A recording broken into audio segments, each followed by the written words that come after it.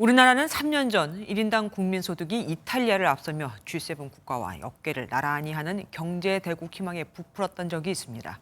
하지만 이듬해 순위가 바로 뒤집힌 데 이어 지난해엔 G7 국가들과 소득 격차가 더 벌어졌죠. 그 이유가 뭘까요?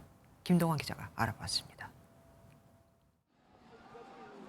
지난해 우리나라 한 명이 1년 동안 벌어들인 소득은 미화로 35,990달러입니다.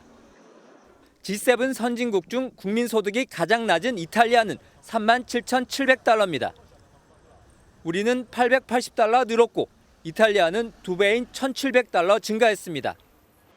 2020년 팬데믹 때 경제 손실을 최소화하며 처음으로 이탈리아를 앞섰지만 이듬해 바로 추월당한 데 이어 차이가 더 벌어진 겁니다. 나머지 G7 국가들과도 격차가 커졌습니다.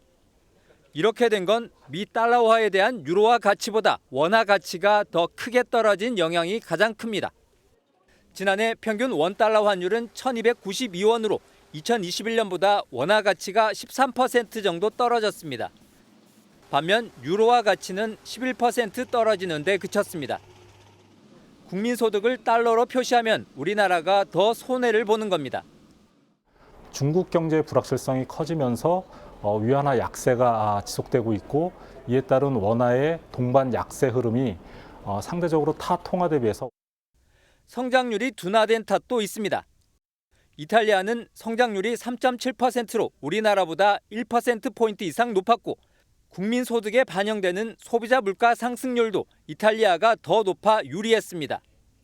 올해도 원화 가치가 유로화 가치보다 더 하락했고 소비자 물가 상승률도 여전히 이탈리아가 높아 G7과 소득 격차는 더 벌어질 전망입니다.